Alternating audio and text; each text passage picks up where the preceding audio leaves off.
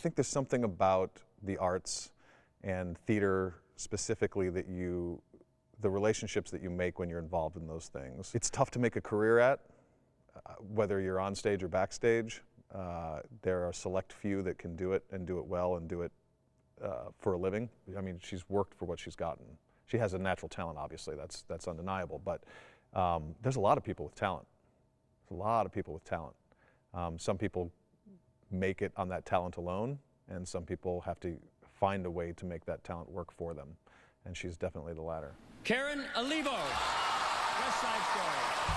I just want to dedicate this to everyone who has a dream, and a lot of people said I couldn't do this, and I think that if you stick with it and you surround yourself with people who love you, you can do anything. I'm sorry. You hit a point in your life where you start to evaluate the things that you've done and the things that you want to do and where you are and what you've accomplished and what you want to accomplish, and what at the end, who you go home to at the end of the night, or what you go home to at the end of the night. And I think she was having one of those moments where she was looking back at what she'd done and very proud of what she had done, while still having full understanding of the sacrifices that she had made to get there. I said she's incredibly talented at what she does, and it takes effort to be as good as she is, and sacrifice. If I win the lottery, you'll never see me again. Damn, we only joking. Stay broke then. That takes a toll on other aspects of life, and I think she was sort of coming to grips with that and trying to figure out how to better balance the professional life and the work life. And I think that she saw an opportunity. She said at the time she sort of was looking to become part of a clan, to have sort of people around her that, she obviously has her own family and she had that, but to like extend that family.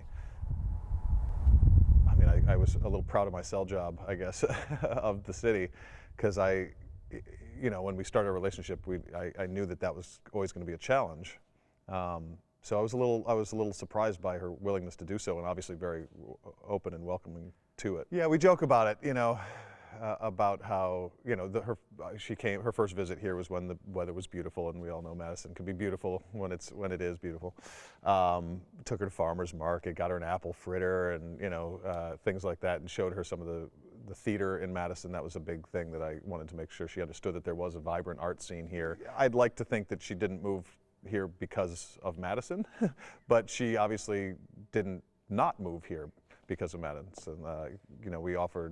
We, meaning me and my kids, offered her a family and a home and a balance to her professional career. And I think that's ultimately what did it. But Madison is such a great place to live, with lots of variety and lifestyle and seasons and things like that.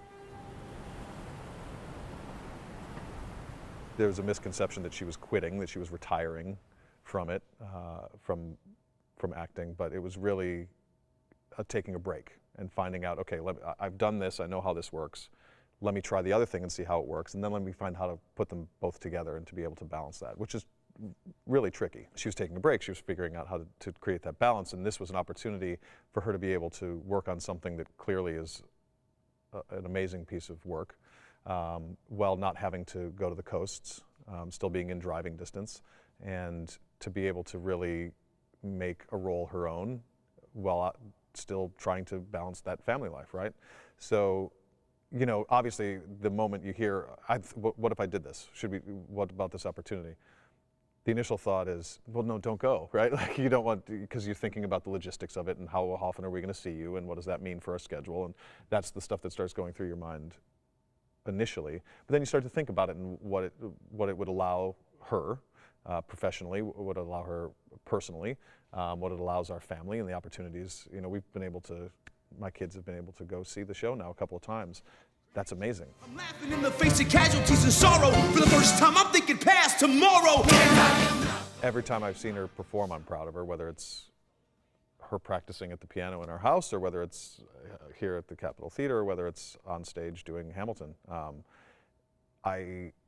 She is so good at what she does, there's no other way to feel. But even I've now seen her do her role in Hamilton. I think I've seen it 3 times now, and I get goosebumps every time. I well up every time when she's, even I know it's coming, and it still moves me emotionally because she's, and it's not that I know her personally. It's like I would do that whether I had never met her before in my life or not. And that's the thing, is she's so good at what she does, you forget that she is who she is, and you assume that it's this person going through these things. And so yeah, pride is absolutely the feeling. If I thought that what you thought was that I hadn't thought about sharing my thoughts, then my reaction to your reaction to my reaction would have been more revealing.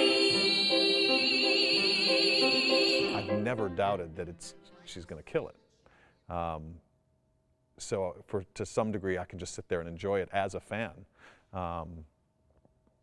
and then be able to leave that at the theater and go home and have, you know, your best friend and your partner along with you. So it's really the best of both worlds. But people leave her performances thinking they know her better, and that they understand who she is. Now, some of that may be what she wants you to, you know, what she's showing you, but there's a connection. I've seen her do cabaret shows. I've seen her do Broadway theater. I've seen her do, even just hearing recordings, there's a sense that what you're hearing is very genuine. The emotion she portrays on stage when she's playing a character is undoubtedly that character. So there's a real mastery of conveying the emotion for the moment. Yeah, I mean, of course, I'm extremely proud of her. You know, we've been friends for over 10 years. She's accomplished a lot of amazing things in her career you know, since I've known her. I've reached out to her over the years before we were in a relationship to congratulate her on to remind her not to forget the small people. I like the island Manhattan. I know you do. Smoke on your pipe and put that in. The profession that she has is really about being somebody you're not, and pretending and putting on this facade of that you think people want to see you as. And so to be able to do that in the moment, and when you're on stage and you need to do that, but then to be able to shed that and be yourself and make an actual connection with somebody is something you don't see in everybody in that profession. And it is very rare, and I think it's one of the things that has helped her in her career. And their baby's crying. It's a very different lifestyle, a very different balance for me as well. But I mean, what great opportunities! It's hard to pass those up. And this is about as good a situation as we could hope to have had, to be able to have her work at this level, you know, a couple hours from Madison.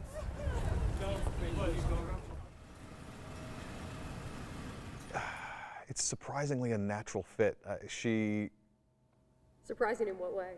Well, just you think of somebody who has the talents that she has on stage or on camera, and has, through her efforts over her lifetime, has created a position where she can continue to do that, and yet she is drawn to teach. She's drawn to pass on what she has learned. She's drawn to use the medium that she has sort of honed to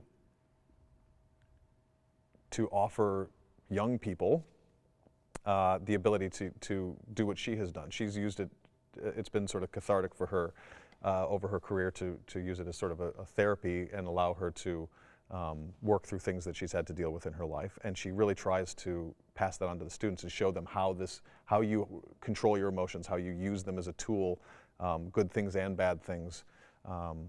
And she reaches students in a way that is genuine. You know, I think we've all had good teachers and bad teachers in our life, some that are just punching the clock, putting in the hours that they need to, and some that are there because this is what they have been called to do. And she gets great enjoyment and frustration out of it, which means she's dedicated to it. And her students, for better or for worse, walk away from anything that she's done with them different. And I think that is something that is the sign of a good teacher. She may be better at teaching than she is at acting, and she's a really good actress. So there's going to be some lucky people out there that are going to remember having worked with her, and I think that's great.